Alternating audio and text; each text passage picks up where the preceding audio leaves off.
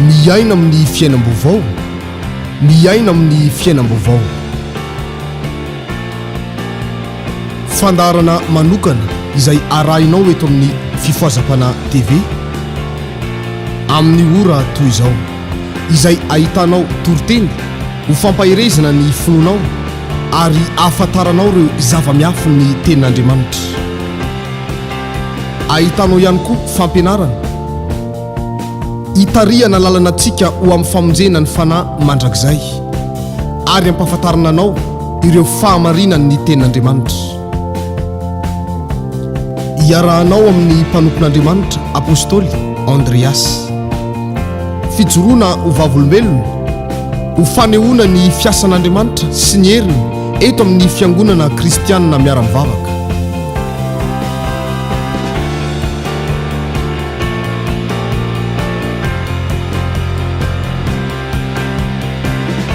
Ary fampahirezana anambarana aminao fa velona mandrakizay Jesosy Kristy tompontsika.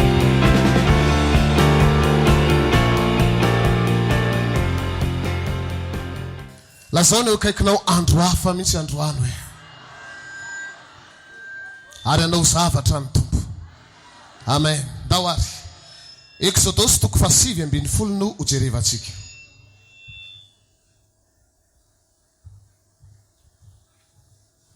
Exodus 7:20.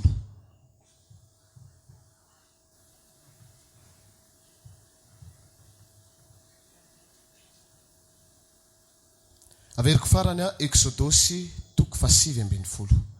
Rehefa hita dia hovakina ny teny amin'ny anaran'i Jesosy Kristy avy any Nazareta manao hoe: ninitobiany zanak'Israely teo anefitry Sinay sy ny fanekena nataon'Andriamanitra taminy. Andininy voalohany.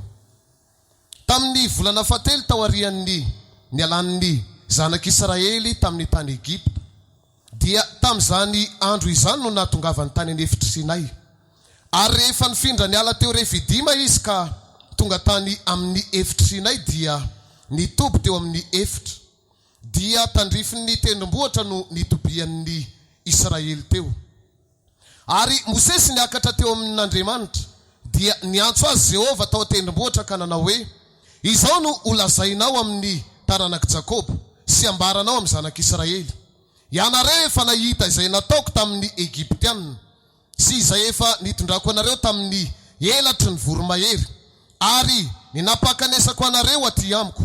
Koa ankehitriny raha hen'ny feoko tokoa ianareo ka hitandrina ny fanekeko, dia ho rakitra soa ahy mihoatra noho ny firenena rehetra ianareo.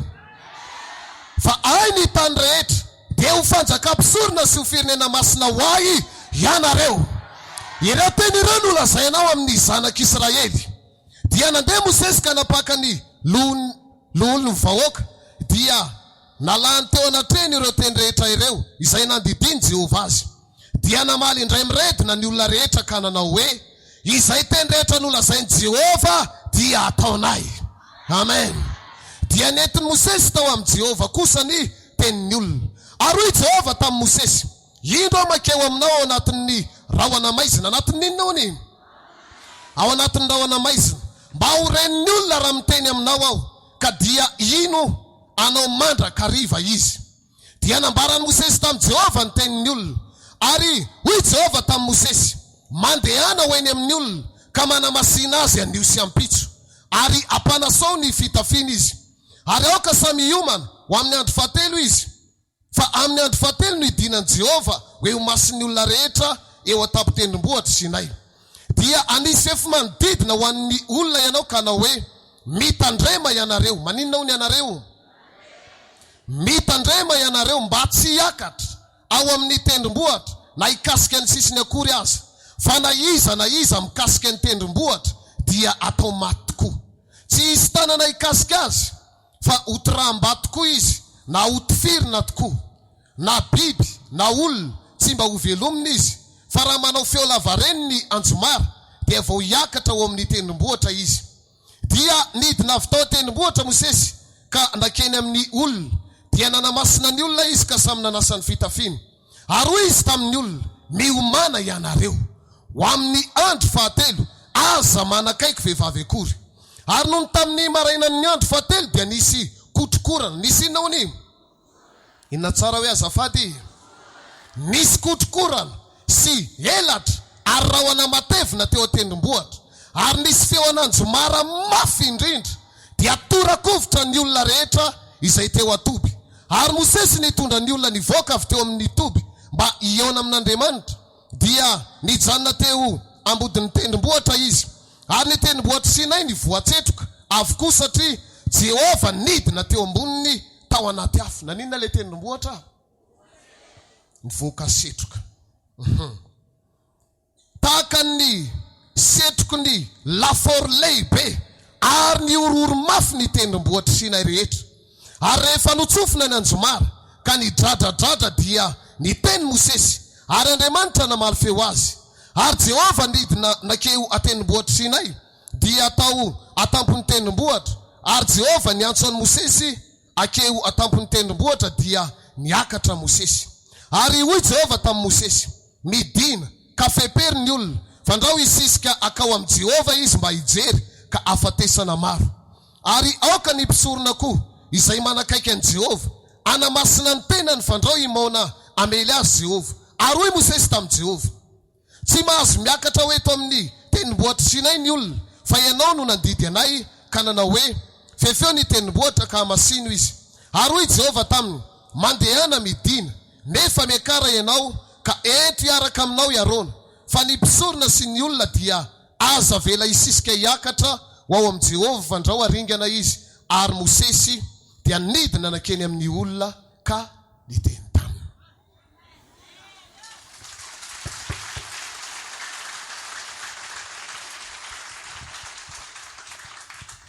Vaky teny manaraka asan'ny apôstôly toko faharoa.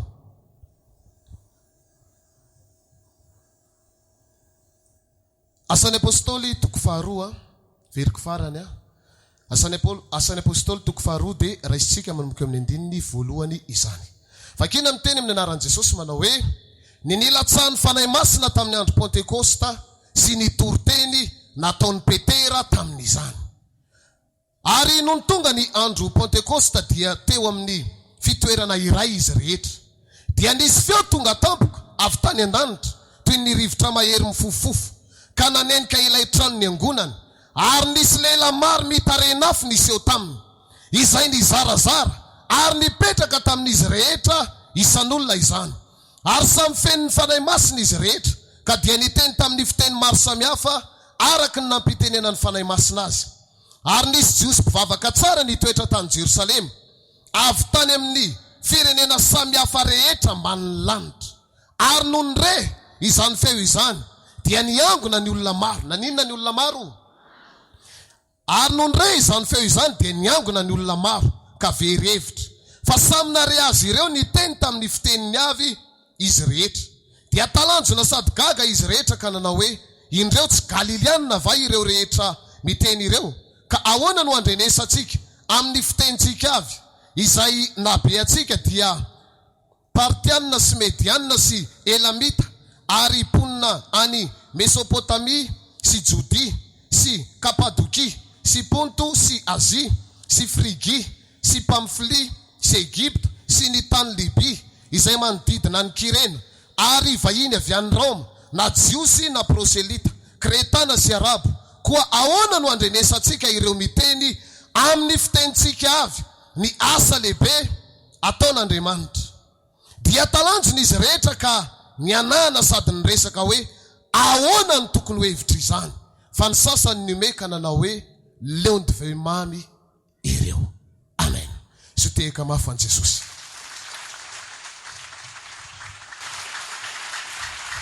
Volana fafiry motsika zao azafady. Lazao ny akaikinao hoe vola manan-tantara io volana io. Lazao izy hoe volana manan-tantara. Zay mino an'izany ho amarin'ny tompo aminy izany. Haleluya! Rehefa tonga ny volana fahatelo. Volana fahatelo tao aorianany nivoahan'ny Israely tany amin'ny tanin'ny Egypta. Dia niteny Andriamanitra tamin'ny Mosesy hoe anao fanekena amin'ny zanak'Israely aho. Tamin'ny volana fahafiry, volana fahatelo. Dia ozy Andriamanitra namepetra tsara hoe raha iain'ny feoako ny Israely ka hitandrina ny fanekeko izy dia ho rakotra soa ary ho firenena masina sy fanjakam-pisorona ho an'ny Israely. Izay teny izay no nampitondrain'Andriamanitra ny Mosesy ho tenenina amin'ny zanak'Israely. Dia ampitondraina anay koa izay teny izay androany hoe raha iain'ny feon'Andriamanitra ianao ka hitandrina ny fanekeny dia ho rakotra soa azy. Atao efa menina n'olona hitandrina fanekena. Halleluja! Andriamanitra tsy mbola niteny hoe inona le fanekeny, fa tonga dia nametraka fotsiny Andriamanitra raha iaino izy ka hitandrina ho rakotra soa. Raha izay faharoa, firenena masina sy fanjakam-pisorona. Tonga ny afatra teo anatrehan'ny Israely, tonga dia namaly daholo ny olona rehetra sy ny mponina tao amin'ny Israely hoe izay rehetra lazain'i Jehovah aminay dia ekenay sy ataonay. Amen. Ary ianao mba ahoana?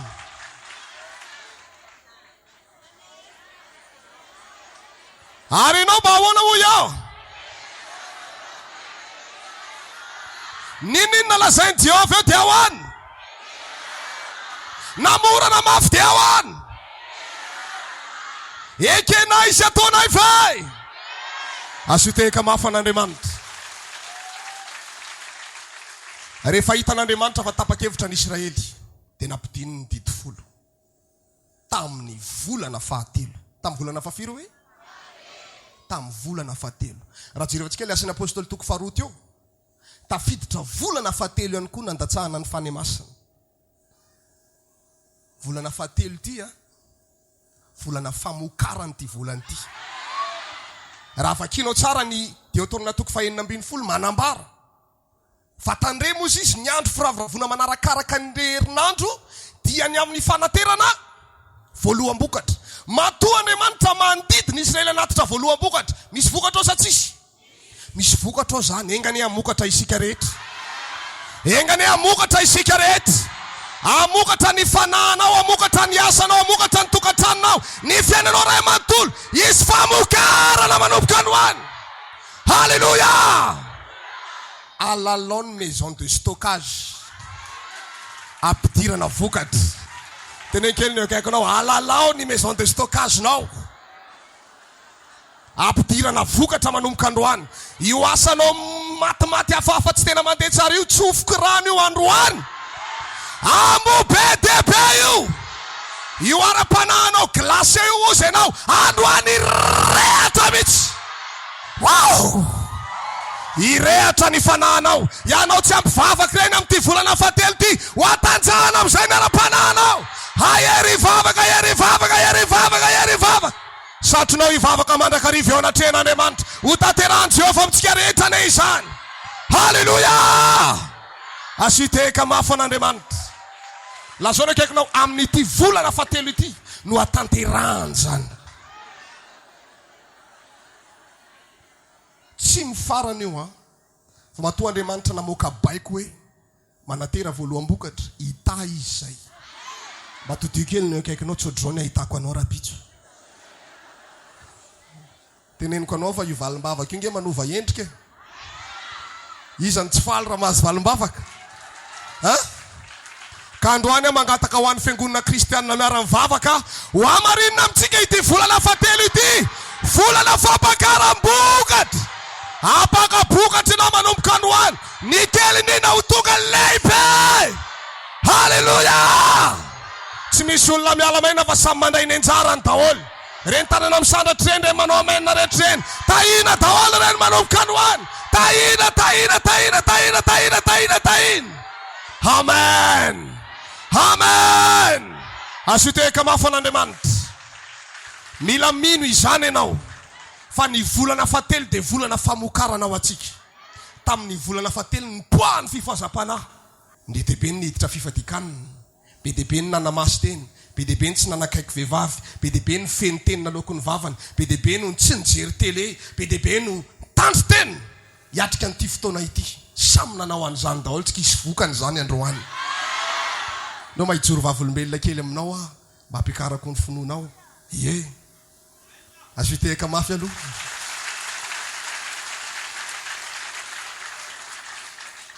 ny vavaka izay telo amin'ny rahalahy niaraka tamin'ny mpisorona dia inona ny ataontsika amin'ity fanomanana ny pentekosty dia endao hiditra fifadikanina ara dia nampidirina ny filazana nalefa ny fifadikanina dia samyny fadianina daholo ndray andro sy ndray alina nataontsika teto tariam-piangonana dia raikitra ny vavaka dia raikitra dia samy mitomany daholo tao anatin'ilay fibebahana tao anatin'ilay fifadikanina ndray andro sy ndray alina fola izy fa tena natsiro tena ay tena natsiro dia vita le fifadikanina dia samy misakafo daholo moa zany ny zoma maraina dia niarivana iny amin'izay ny sakafo maraina dia tsy ninana mihitsy raha tsy arivo dia nararo be mihitsy ny vavoniko nanina hoe nararo dia ohatran'le nona be le mangoaka be re mihitsy nanina ary zany vavoniko zany kikisany tena misy zavatra mikiky dia misotro zo dia tsy mety afaka mihitsy dia navelako teo dia nivavaka zany dia rehefa avy nivavaka dia nisy asa nataoko izay moa dia vitaiko le asa dia tapitra dia tamin'ny tsaiko tamin'ny 12 teo sa tamin'ny 12 sasany a nandeha natory amin'izay dia nivavoniko amin'io manaintaina be mihitsy dia nisy rano kely zay teo akaiko dia nisotro rano dia nisotroko rano dia mbola manaintaina ihany dia navelako teo dia natory a dia za natory tsy eritreritra ny anofo zany fa dia natory fotsiny fa mihaino fanaintaina na vavony dia kay marary zany tompo sabata rapitso dia nanaintaina tonga ny tamin'ny roa maraina nisy zavatra naseho any tompo anahy amin'izay dia anankiroa zay fa tsy teneniko le olona anankiray fa za ihany ny teneniko satria za zao mijoro vavolombelona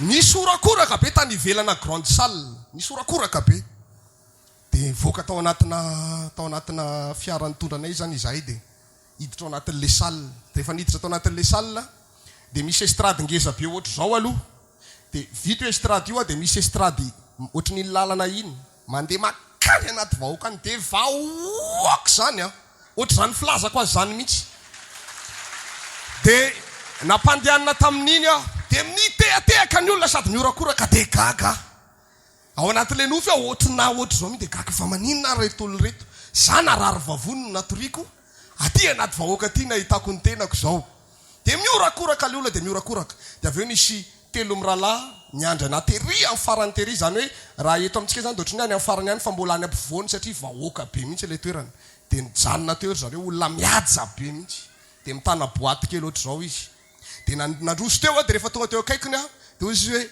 tonga ny fotoana nosorana anao izy zany ara-lasana bavy a vavaka nangatahako tao anatin'ny fifadikanina mety gaka nareo ngamo itsy efa olomba ositra ko to inona indray ositra zay mbola miandrandra zavatra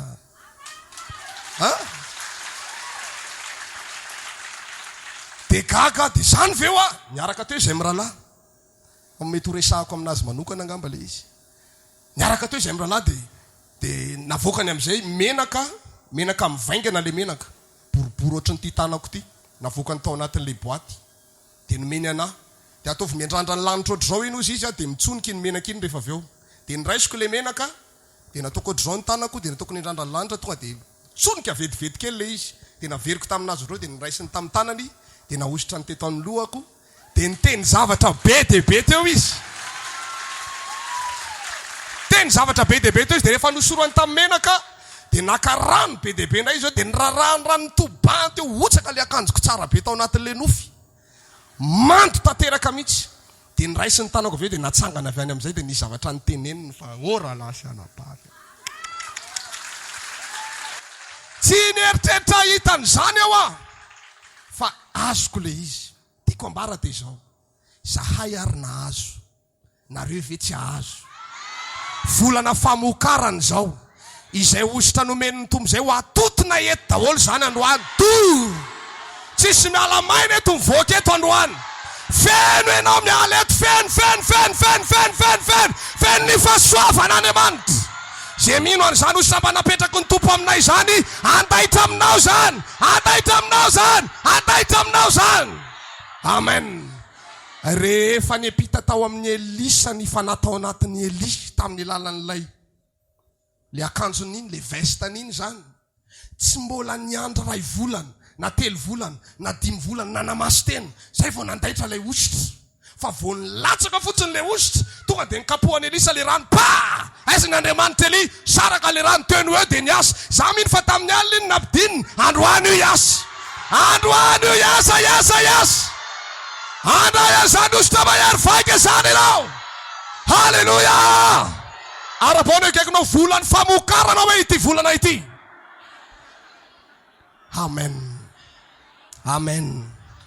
amen asiteka mafan'Andriamanitra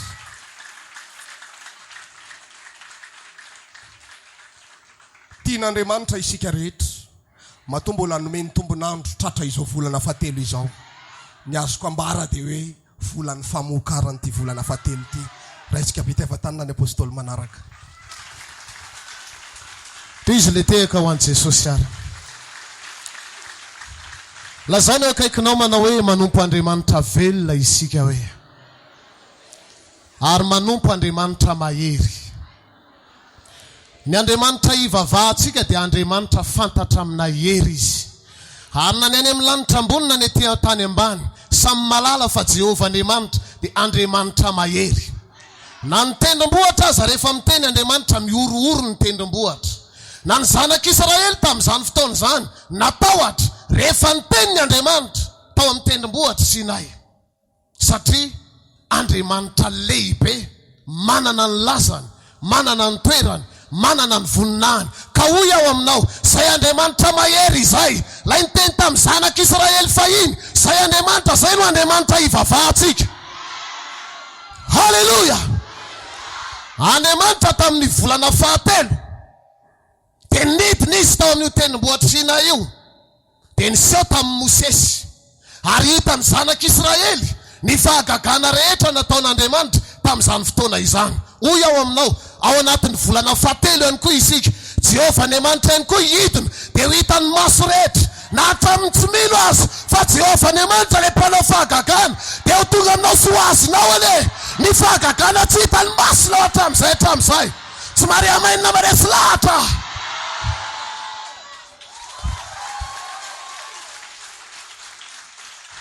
amen volana fahatelo tahaka an'izao nidina Jehovah Andriamanitra tao amin'ny tendrombohitra Sinay ary ny zavatra mahafinaritra ihany koa volana fahatelo tahaka an'izao mbola nampidinana Andriamanitra ny fanahy masina hiasa amin'ny olona rehetra izay mino azy ohatranao zao amen na ve za resy lahatra fa isika rehetra ho fianoana Andriamanitra ny fanahany dia anomboka hiazakazaka ianao andeha tsy ho reraka hiazakazaka tsy ho sasatra fa elatra ny akaranao tahaka ny any voromahery ny fitahiana Andriamanitra hatramin'izay efa ny andro-andranao dia ho azonao nyity volana fahatelo ity tovy amaina maresy lahatra tsara mihitsy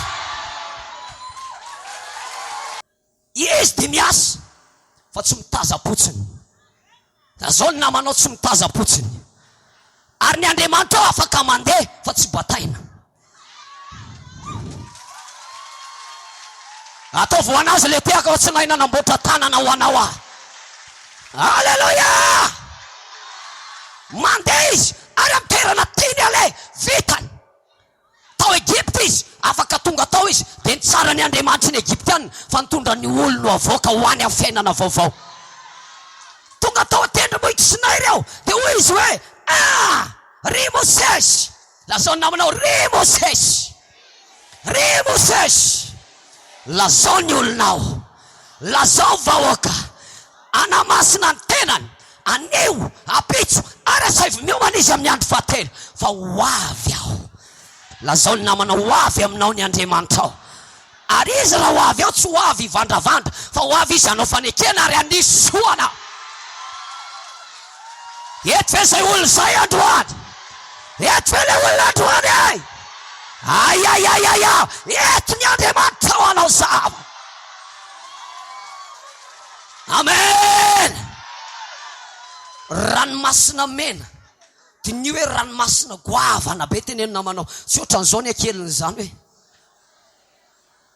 fa ranomasina efa nandeha tany tamatavy ianao nanahita ranomasina mbola goavana noho izany le ranomasina mena fa hoy izy ry Mosesy akapohy amin'ny ranomasina fotsiny te anao dia misaraka io ny tena de finoana ary raha misy olona manam-pinoana eto isaraka ny olany androa. Alleluia, amen, amen, amen, amen. Lazao ny namanao, zany ny hery ny Andriamanitra oralahy. Kapoy fotsiny izy tsy miteny samy maka bidon daholo.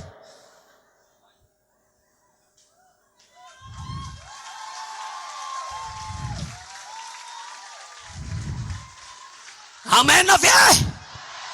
Saraka ny ranomasina. Dia hoe Andriamanitra aleo hiditra ao Egypte, aleo hiditra ao anatin'ny ranomasina ao ny Egyptianina. Mosesy kapoy indray, aleo iletika ao reo, ahita fahavalo miletika be dia be anao manomboka androany. Mitsodrana zay olona zay Alleluia, amen. Lazao ny namanao, zany ny alehibeazany sy ny volinahiny. Miasa izy fa tsy mitazana fotsiny hoe amen. Ianao le resahako e teneno izy. Ianao le resahako.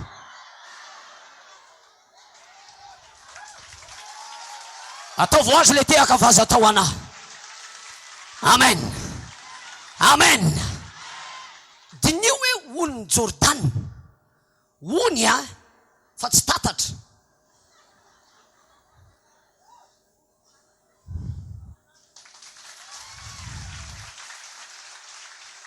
Tsy zavatra kely azo hitsambikinana fa olona lehibe.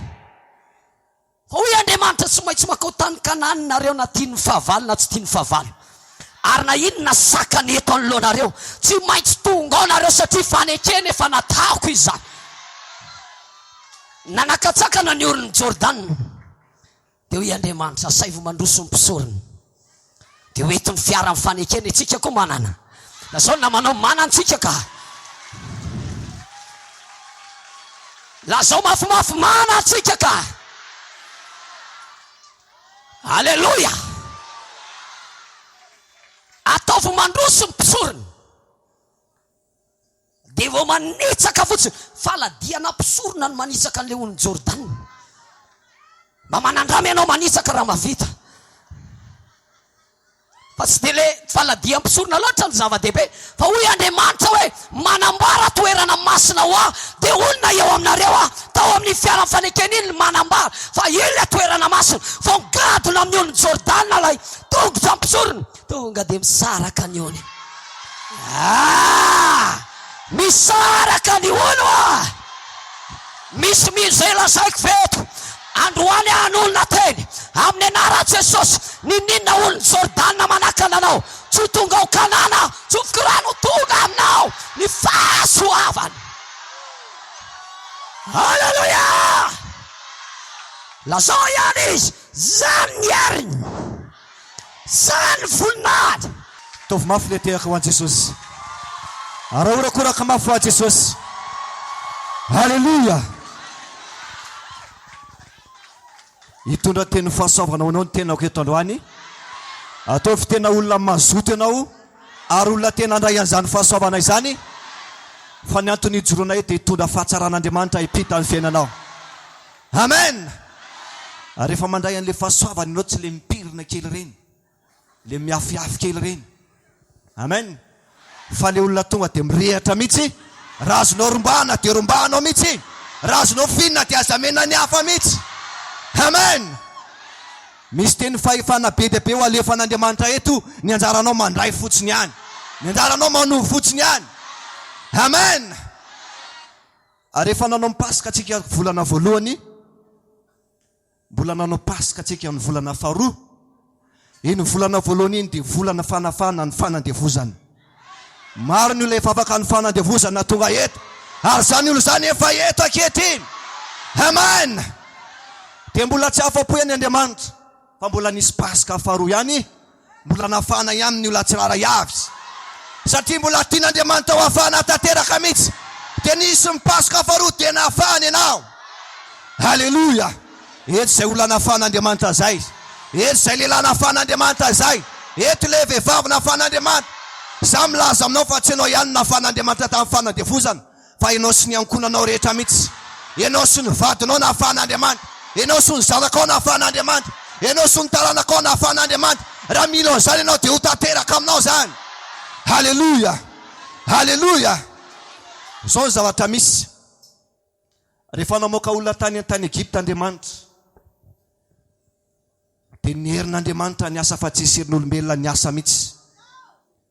Hita tao ny tanan'Andriamanitra ny asa ihany koa. Hita tao ny fahifan'Andriamanitra ny asa ihany koa. Halleluja. Ny mpanjaka ny Egypta tena nanana fahefana tety ambony tany, ary samy teny izy, efa iza mo Jehova no afahako amela anareo andeha, fa tsy ny teny Andriamanitra. Amen. Amin'ny olona masina no anehoan'Andriamanitra fa masina izy. Aminao zany anehoan'Andriamanitra fa masina izy androany. Amin'ny olona marina no anehoany fa olo marina. Fa amin'ny olona miolakolaka nanehoan'Andriamanitra ny alalan'ny sainy sy ny fahefany. Amen.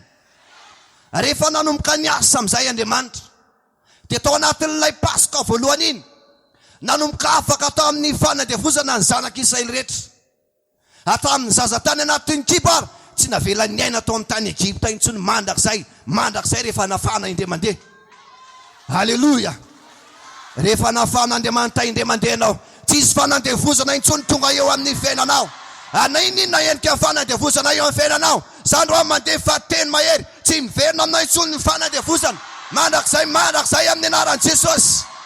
Halleluja, halleluja. Ninina endrika olana teo amin'ny fiainanao? Fa manomboka amin'ity androany ity dia mbola ovan'Andriamanitra any manomboka androany, mbola hoesorin'Andriamanitra any manomboka androany.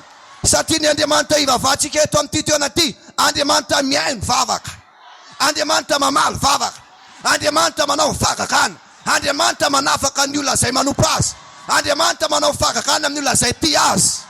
Amen. Eto izay olona tian'Andriamanitra izay, zany anaovan'Andriamanitra fagakana androany. Eto izay olona tena tian'Andriamanitra izay, ahita fagakana ianao androany amin'ny anaran'i Jesosy. Halleluja, halleluja. Ataovy mafy le tehaka ao an'Andriamanitra. Jereo tsara mihitsy ny fomba fiasan'Andriamanitra. Fanafahana amin'ny volana voalohany sy ny faharoa, dia fijinjana amin'ny volana fahatelo. Amen, amen. Tsy ampli amenina fa ataovy amenina ny olona afaka mihitsy, ataovy amenina ny olona deo any an-danitra. Halleluja. Dia mba ilaza zavatra ray ihany ho anao. Rehefa nafana ny zanak'Israely dia zao ny zavatra misy. Tao anatin'ilay fanandevozana, ny vata olo ny olana rehetra. Ary nanomboka nahita fity tamin'ny Egyptianina ny zanak'Israely, dia nandefa teny Andriamanitra hoe angatao zavatra amin'ny Egyptianina, dia vola mena, vola fotsy, fitafy, ondry, osy sy izay rehetra eo aminy dia angatao avokoa. Amen. Ianao zany tsy nafahana fotsiny ianao, fa nomena izay rehetra ilainao eo amin'ny fiainanao. Halleluja. Misy mino an'izany ten'Andriamanitra zany ve? Izay olona mino an'izany ho tanteraka aminao zany. Tsy nafahana fotsiny ianao, fa nomen'Andriamanitra anao izay rehetra ilainao. Halleluja. Nomen'Andriamanitra anao izay rehetra mahatsara ny fiainanao. Amen. Tokony inao zany teny zany ianao fa ho tanteraka aminao zany. Eto ianao tonga eto androany satria olona vidian'Andriamanitra ianao, ahita fity amin'ny olona rehetra ianao. Izay rehetra ataonao manomboka androany dia izy fahombiazana lehibe, satria Jehova ombanao. Le tana mahirin'Andriamanitra zay nitondra ny zanak'Israely, iny no anafaka anao androany. La herin'Andriamanitra nitondra ny zanak'Israely, iny no hitondra anao manomboka an'ity androany ity. Halleluja. Vitsy any ny olona manao amenina, reny olona manao amenina reny. Miasa amin'ireny ny herin'Andriamanitra androany. Reny olona manao amenina reny, ahita voninahit'Andriamanitra lehibe.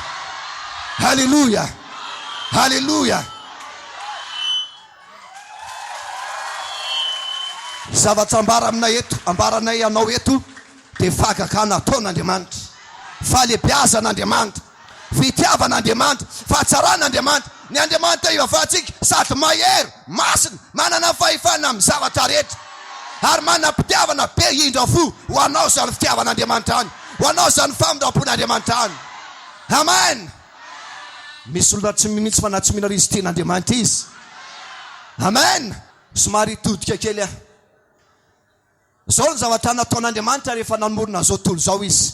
satria zany ambarany fahalebiazan'Andriamanitra aminao dia tiako epitany aminao zany fiasan'Andriamanitra any. Amen. Tiako anao zavatra vaovao eo amin'ny fiainanao koa Andriamanitra manompo androany. Tiako izy zavatra avy amin'Andriamanitra mihitsy hitoetra eo amin'ny fiainanao. Zavatra avy amin'Andriamanitra mihitsy hiainao eo amin'ny fiainanao. Amen. Fa tsy ianao le miasa fatratra intsony, tsy ianao le mikely aina intsony, fa ianao le omban'Andriamanitra amin'ny heriny. Zay no ilaiko tanteraka aminao androany. Ianao mila omban'Andriamanitra amin'ny hery sy ny fahefana isanandro. Amen. Tovy mafy le tehaka ho an'i Jesosy. Rehefa noharian'Andriamanitra ny tany ny zavatra rehetra dia maninona? Tsisy endrika, tsisy nininona tety amin'izao toizao mbola abakabaka. Dia maninona ny zavatra misy ao? Aizina ozy izy manarona ny tany, tsisy nininona zany izy. Dia rehefa hitan'Andriamanitra fa tsisy nininona mihitsy dia nandeha fahateny anankiray izy. Iasa Andriamanitra manomboka eo. Teny nalefany dia nanomboka nisy fahagagana. Amen. Ary ny fanan'Andriamanitra nanomba ny tany, efa nanomboka ny asa amin'ny fanamasina tamin'izany. Tahaka amin'izao ankehitriny izao miasa aminao amin'ny fanamasina. Ianao zay mandray ny herin'ny fanamasina eto, izy zavatra iova ny fiainanao. Satria ny fanamasina dia mpamorona, mpanangana, manao zavatra lehibe araka ny fon'Andriamanitra. Amen. Zavatra araka ny fon'Andriamanitra no ataony eo amin'ny fiainanao. Ny teny izy hoe misy mazava, tena nini? Nisy mazava miforona teo amin'ilay aizina. Dia lasa tsara tare, nisy famirapiratana. Amen. Ny fiainanao io tsisy aizina intsony manomboka androany. Tsisy takotakona intsony io fiainanao io manomboka androany. Tsy tian'Andriamanitra hisy ratsiratsy zany eo amin'ny fiainanao. Fa inisy mandeha fateny, misy fahazavana eo amin'ny fiainanao, misy fitahira eo amin'ny fiainanao. Amen. Tena ninona lay izy? Nanomboka nisy lay izy noho ny amin'ny tenin'i Jehova. Amen. Tenenina manao noho ny amin'ny tenin'i Jehova dia nisy hoe le fahazavana. Tsy nitsarotra teo nefa Andriamanitra, fa niezaka izy nanatsara ny tontolo iainana, nanatsara n'izao tontolo izao. Tenenina manao tsy hitsaratra hiasa amin'ny fiainanao Andriamanitra hoe raha tsy tonga tanteraka mihitsy ny fiainanao, tsy apetraka Andriamanitra mihitsy, fa hiasa izy isanandro. Ny Baiboly ara milaza hoe ary hitan'Andriamanitra fa tsara koa zay rehetra nataony. Zay rehetra ataon'Andriamanitra amin'ny fiainanao dia ho tsara avokoa. Zay rehetra ataon'Andriamanitra eo amin'ny fiainanao dia zavatra mame voninahitra n'Andriamanitra. Ny olona anankiray rehefa manao zavatra dia sy marika mihitsy ny hoe zany nanao an'io, ary tsy azony olona alaina mihitsy io mandrakizay. Fa zay olona maka an'io dia hita raraha amiko, ampiakariko fitsarana. Fa Andriamanitra rehefa miasa tsisy nininona azo ny devoly atao mihitsy, mijery fotsiny ny azony atao. Dia izy ihany koa mba miaiky lehibe Jehova Andriamanitra n'Israely. Jereny zany zavatra ataony zany, jereny zavatra nisehony, tena mahery izy, tsisy nininona azo atao mihitsy. Dia tahaka an'izany Andriamanitra rehefa miasa eo aminao, na mahery ara vavalinao, mbola mahery ihany koa ny Andriamanitra hivavahanao. Ary raha mahery ny vavalinao, ianao tsy hiady zany mihitsy, fa Jehova no hiady ho anao. Amen. Na manao ana fahefany, ianao tsy hiady fa Jehova no miady ho anao. Ka manomboka androany ny fahavalonao rehetra asiana teny mafy amin'ny anaran'i Jesosy. Resy izy amin'ny anaran'i Jesosy. Tsy manam-pahefana amin'ny fiainanao, tsy manan-kery amin'ny fiainanao, fa iny Jehova nao zavatra lehibe fahagagana eo amin'ny fiainanao. Amen. Tovy mafy le tehaka ho an'i Jesosy. Jereo tsara mihitsy, na dia nanomboka nanao ny olombelona ary Andriamanitra dia inona ny tenenin'ny Baiboly? Nataony mitovy endrika aminy. Halleluja. Tenenina manao mitovy endrika aminao hoe amen. Misy tsy mino mihitsy fa na tsy mino rainao zany ny volazan'ny tenin'Andriamanitra. Halleluja. Ianao efa tonga eto olona vao fiditra.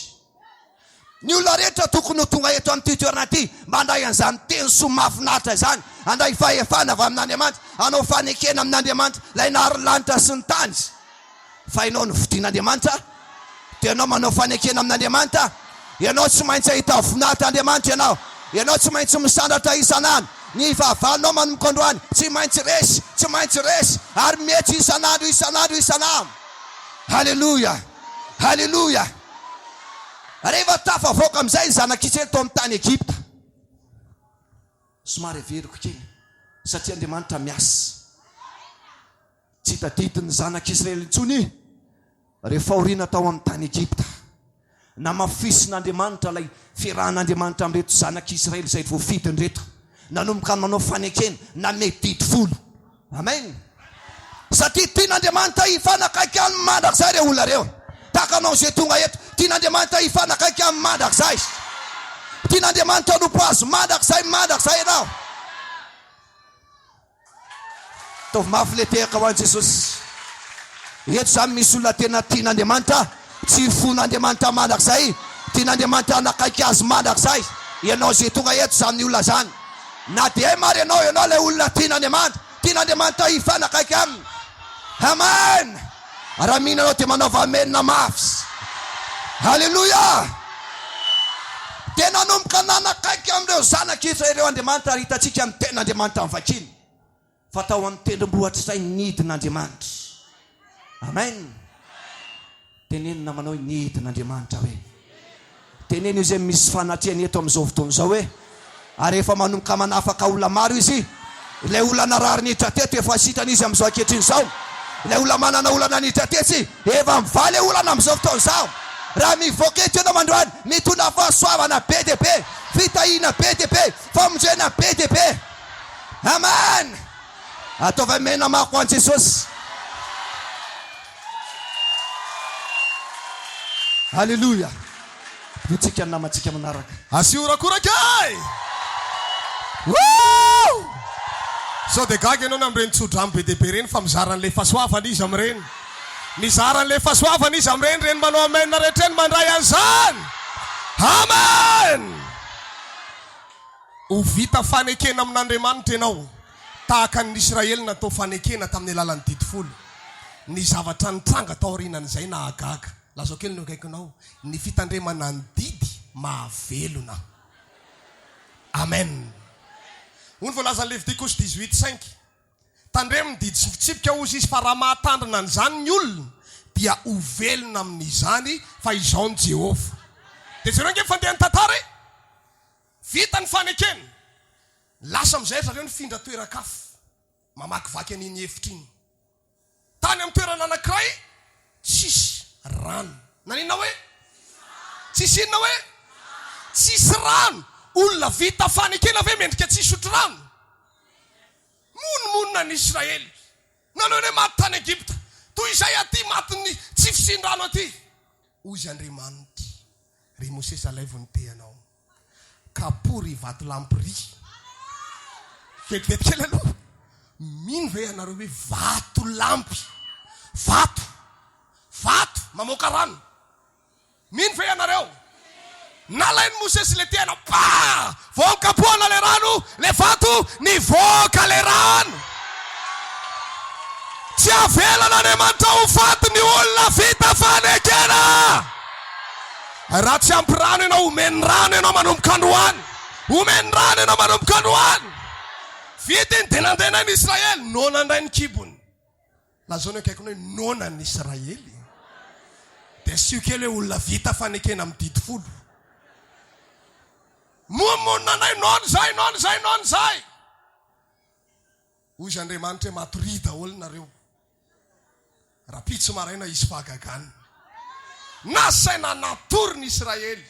Vao ny hiratra ny masony hoa, voaka teny atokotany ny jerefany, misy ohatran'ny rahona be dia be, tangorongorona eny amin'ny alana. Eny. Dia nandramany, mamy ohatran'ny tantely. Dia nantany fahiny tony, mana avy any an-danitra io. Ny olona vita fanekena hatatsahana mana mihitsy. Tsy avelan'i Jehova ho nona ny fanahinao. Ho vokisana ianao raha lasana bavy. Tanterana Andriamanitra amintsika izany androany. Ara-boakely ny akaikinao tsy misy matimaty fa tany izany eo e. Halleluja. Iasa eto Andriamanitra. Ho vita fanekena amin'ny didin'Andriamanitra ianao raha pitso ao anatin'ny Pentekosta. Ho tsonjovin'Andriamanitra ny lalanao rehetra. Hatramin'ny ihany ko hoaninao raisy no adidiny. Ary ny zavatra ho avy no anontaniwa ho Jehova. Fa ny zanako sy ny asan'ny tanako aoka ho adidiko ihany. adidiny anao na matory, adidiny anao raha mifo, adidiny anao mandeha, zay ataonao rehetra adidiny Jehovah ianao. Tandremo ny didy, tsikitsika kely ny akaikinao, tandremo ny didy, de ho velona amin'izany hoe ianao. Lazao an'izany de ho velona amin'izany hoe ianao. Isy olona ho voky mana avy an-danitra eto manomboka eto. Vao vita eo i Pentecosta io rapitso, atorony ray alina ianao, ifony alatsinainy, ahita mana amin'izay. Ahita mana! Wow! Tanterahana amin'ity fiangonana ity zany. Amen! Ninana mana amin'izay ny Israely. Ninana ka. Mamy foana no an'ny isanandro. Engany mba ho mamy ny fiainanao manomboka eto. Tsy maresy lahatra tsara izy zany raha lasana bavy. Engany mba ho mamy. Raha ampidina zavatra vaina an-danitra ny tompo anao, zavatra mamy be ny ampidininy avany. Halleluja! Asiteke mafan'Andriamanitra. Ninana mana. Nanomboka leo mana. Lazao ny akaikinao aza leo valim-bavaka zany. Na iny foana ary aloha midiny eo, ekeo foana. Sao anao sika. Nanomboka momona anao leo mana izahay. Dia hoy Andriamanitra hoe meko heninareo. Ahoana hony? Aoka hozy izy adidiko ny zanako sy ny asany tanako ny zanaka rehefa mitaraina hoe dada leo anany zay vitanako heny ianao ry zanako. Zahoana le izy tamtamika teo tsy naposiny reny nisy vorona, tsy hoe hena efa voatetika ny nalatsaka avy tany fa vorona amin'le tena titsika. Misy tsy ty hena manko amintsika reto fa ny akamaroantsika ty vorona daholo. Zahoany tonga avy any ny papelika nanidiny, tsy papelika mahimositra tsy ampianina vaina amin'ny alehany avy any, papelika matavo tsara tao. Avy any tonga de be ny tangorona teo amin'ny Israely. Papelika tsy diso lalany reo fa papelika voahiraka tonga amin'ny Israely. Ega le mba isy papelika koa tonga amin'ny Israely. Ho tonga amin'ny kristianina miara-mivavaka. Ho tonga amin'ny isa-tokantrano. Ho tonga any aminao an'ny papelika. Wow! Halleluja! De inany ianao ka ho voky. Lazao ny akaikinao hoan'ny fahasoavana rehefa tonga. Aza mampijaly tena tsony, aza miafiafy tsony, hoano valim-bavaka. Halleluja! Papelika mananelatra le papelika tsy azony devolo sakanany. Rehefa Andriamanitra no mibaiko an'io eo atoy amin'ny kristiana miara-vavaka amin'ny papelika, tsy manam-pahifananakana an'io Satana. Iala maina ny devolo manomboka eto. Halleluja! De nihinana papelika.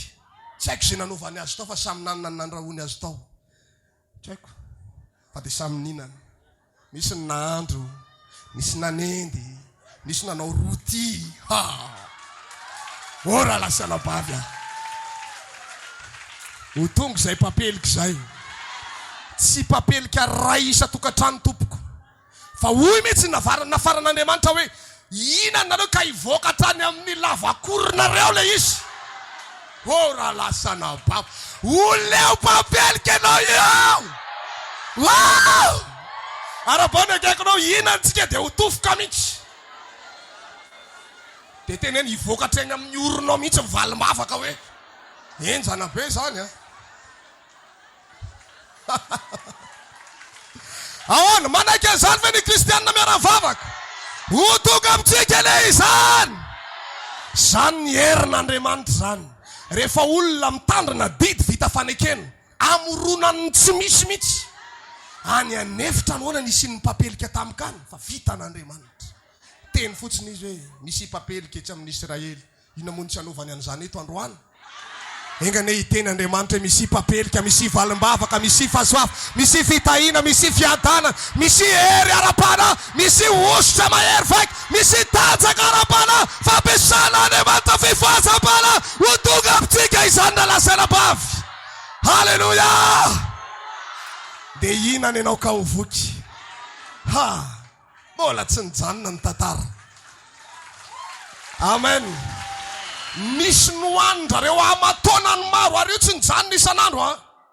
Mana isan'andro tonga. ny papelika isan'andro tonga rehefa tonga ny zoma dia ampitomboan'Andriamanitra indroa ilay mana sy papelika. Tsy avelan'Andriamanitra andeha aka zareo sabata. Rehefa tonga sabata dia mitsahatra amin'ny vavakotratsika izao tsy miasa. Dia nataon'Andriamanitra ny zoma nampitomboany indroa ilay mana. Vao vita fanekena ianao isaky ny tonga ny zoma andro fahenina hiakatra fois 2 ny valim-bavaka. Tsy mila miasa sabata ianao satria didin'i Jehovah ny sabata fa ampitomboan'Andriamanitra indroa ny zoma. Ny zoma itombo indroa. Ny zoma manaraka eo zany zao izy fahasoavana indroa. Izy valim-bavaka indroa. Izy mana indroa, papelika indroa. Ho tanteraka aminao zany. Halleluja. Dia sady ninana izy ny voky. Asiteka aloha. Ny lalana ho any amin'ny tany Kanana mbola lavitra. Mbola maninona hoe ny lalana? Mbola maninona tsara hoe? Dia teneniny kely izy aloha lavitra ny lalanao. Ny fitandremanao ny didy sy ny fanekena amin'ny didy no mandray antoka ny hoavinao mandrakizay hoe tsy nety tsara zany fomba nilazako azy zany. Ny fitandremanao ny didy no inona re zany lazana zany hoe assurance anao zany. Azonareo tsara zay? Inona hoe? Assurance. Teneniny kely akaikinao ny fitandremana ny didy assurance anao. Teneniny kely izy ny hoavinao efa assuré.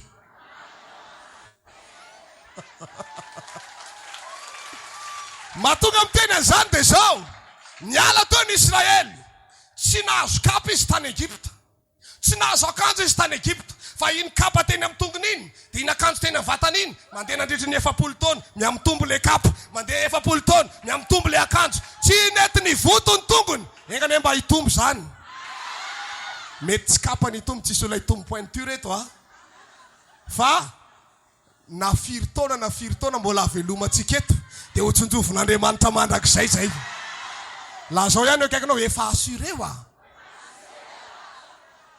tsisy mpivarotra kapa tany na nisy grossiste ana kapa hono tany anefitra tsisy an'izany tany. Tsisy mpivarotra friperie tany. Fa nitsonjovin'Andriamanitra satria olona maninondreo vita fanekena ary nitandrina ny didy. Eny ampandehanana eny any dia mengeza le kapa. Tsy nisy mihitsy tena kapa 35 pointure dia ny tongony efa lasa 42 be dia hafahafa be mipôzy ny tongony. Tsisy an'izany tany. Fa ny antombo mifanaraka amin'ny zava-misy. Nitombo taona izy dia nitombo ny akanjo, nitombo taona izy dia nitombo ny kapany, nitombo taona tena nitombo mba hifanaraka amin'izay koa ny fiainanao manomboka androany. Raha mpangoko le izy isan'andro ny olona vita fanekena sy mitandrina didy dia izy fahagagana hitranga foana. Zay mitandrina ny didy dia ho velona amin'izany, ho velo amin'ny didy l'Andriamanitra ianao raha latsarabavy ara-pao no akaikinao assuré no avinao. Afatra foy. Ninninona mitranga eo. Na mafaly no mitranga eo. Na tsy mafaly no mitranga amin'ny fiainantsika eo. Mila maninona foana tsika? Tandrina ny didy. Fa ny olona mpitandrina ny didy, inona izy teo? So ihany fa nareo namerina izy. Azonao antoka ny hoavinao raha tsy miala amin'ny didy ianao. Nisy lehilahy anankitelo zay tao anatin'ny Baiboly. Niteren'ny Nebokadnezara reo andika didy fa nanamboatra sary olona volamena izy. Mandolio amin'ny nareo. Ampanenona ny zava-maneno. Raha vao maneno io ka tsy mekoaka nareo dia ho vonona ianareo alefa anaty laforo. Fa izy telo miralahy, iza ny anaran'izy ireo? Sadraka, Mesaka, Abednego. Zandray tsy andika ny didy zany. Efa vita fanekena ny razambe anay tany anefitra Sinay. Tsisy mandika didy zany. Ny kohaka ny olona rehetra, izy telo miralahy mbola nijoro. Ohatrina efatra miralahy mijoro reto. Zalahy. Nisy nahita fangamo rehetra tsy rehefa efa maneno zava-maneno dia tokony ekoaka fa maneno reo tsy mekoaka. Tenenina zany evoka napitsony izy telo miralahy. Fa naininareo ve tsy mekoaka? Ampanenoko io zava-maneno io dia raha tsy mekoaka nareo dia alefako tsy anaty laforo misy afo mirehitra azy. Ataoko dika teniko zany le izy fa tsy le voasoratra mihitsy amin'izay mazava tsara. Dia ozy izy navalin'izy telo miralahy. Ry Nebokadnezara. tsy misy antony tokony hamalina ianao amin'izany. Ohatrany tehiteny izy zany hoe efa fantatrao fa olona vita fanekena amin'ny dito folo, mbola terenao iakohaka ihany. Ozy izy manao hoe ny Andriamanitra ivavahanao, tsy ivavahanay. Ary ny Andriamanitra ozy izy mahavonjy anay, na dia tsy izany ary. Zay tsy ivavaka amin'ny Andriamanitra zany re Nebokadnezara. Tsy netiny akohaka izy telo mirahalahy. Nidona tsetroka i Nebokadnezara. Rombotra ohatry zany filazako azy zany mihitsy. Nafanay nimpito laforo. Nrehatra tena nrehatra. Naka miaramila ny matotra azy. Telo mirahalahy Nebokadnezara. Fatorana mafy.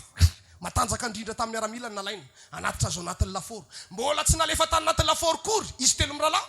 Mitselara le lafo tao le miaramila anankitelo. Hita fa enjana be le laforo. Enjana ary matona tao Nebokadnezara. Olona matanjaka be namatotra izy telo mirahalahy. Mahafantatra ihany izy hoe lehibe ny Andriamanitra izy telo mirahalahy reo. Zay ny zavatra anisy. Maty reo miaramila telo reo. Natsipy amin'izay izy telo mirahalahy. Hita eo hoe mitandrina didy marina sa tsy mitandrina, mavonjy ny Andriamanitra sa tsy mavonjy. Tao anatin'ny laforo tao nakatona ny laforo. Tazona fotsiny Nebokadnezara. May zay fa sokafon'Andriamanitra ny masom-panahy Nebokadnezara nitazana izy. Aviry mpanapaka. Fa misy inona ny mpanjaka? Oloa, tsy olona telo la mifatotra venina tsipika ao anatin'ny laforo. Endry mpanjaka. Ako indro mahita lehilahy anakefatra ary ny anankiray amin'ireo tao isandreo zanak'Andriamanitra. Gagy Nebokadnezara tsy mahay izy telo mirahalahy fa mandehandeha ao anaty laforo. Navoaka avy tao izy. Navoaka avy tao. Tsy nisy ny kankona ny volony. Tsy nisy fofonafo ny chemiseny. Ny tanany le fatotra teny amin'ny tanany tapaka, mahagaga. Le fatotra ihany ny tapahan'le afo, fa le olona tsy nidoran'le afo. La zao ny akaikinao, enjana ho any Andriamanitra ao. Enjana ho any Andriamanitra ao. Tena kely vitan'le afo nanapaka an'le fatorana tamin'ny tanana fa tsy vitany nandoro an'le olona. Matakatra reo ve zany? Ha? Zay tsy ilaina ihany ny soron'Andriamanitra. Io fanahy masina io ny tena sakaiza tsara indrindra eo amin'ny fiainana. Aleluia! Izy ny tena sakaiza tsara indrindra. La zao izy raha hitady namana ihany dia ny fanahy masina. Ataovy mafimafy apotsofiny ianao le resako hoe. Amen ve? Amen ve? Ka iza ny olona nanaovan'Andriamanitra fanekena eto. Iza ny olona volinandray azany hery fanahy masina zany. Ho tonga aminao tokoa ane izany. Tonga aminao tokoa ane izany. Oia hoe ho tonga aminao tokoa ane izany. Haleluya! Rehefa ny fanahy masina miara-miasa aminao, tsisy tahotra ianao. Rehefa ny fanahy masina miaraka aminao, matokoteny ianao. Lazao ny namanao, inona ty mataotahotra ty tsony?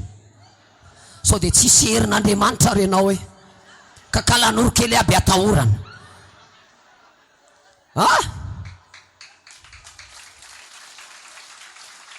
Ataovy ho azy le te akafaza atao anahy.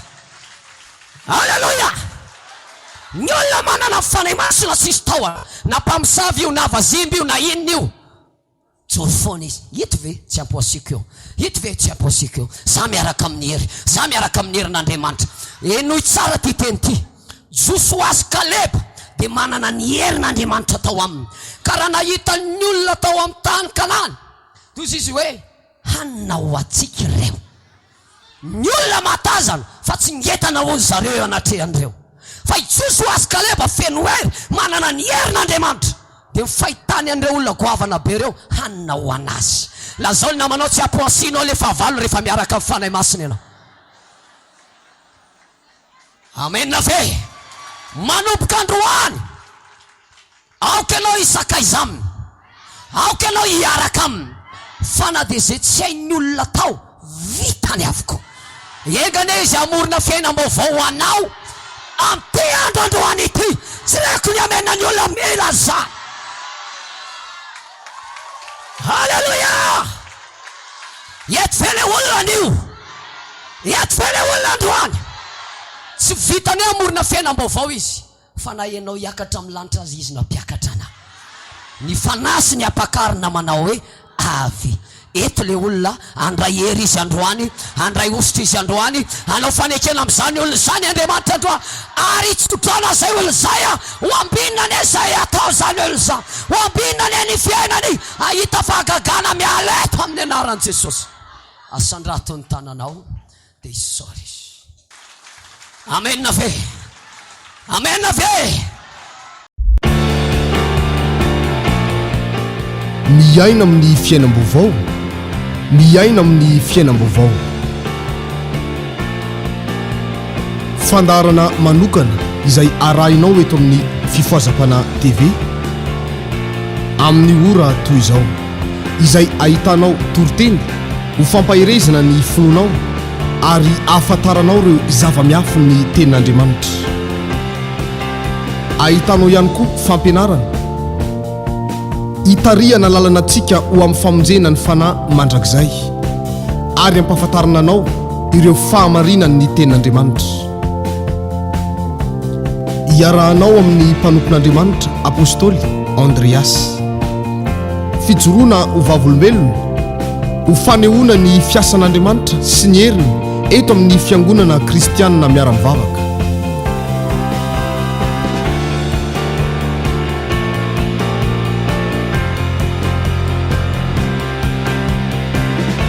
ary fampahirezana anambarana aminao fa velona mandrakizay Jesosy Kristy tompontsika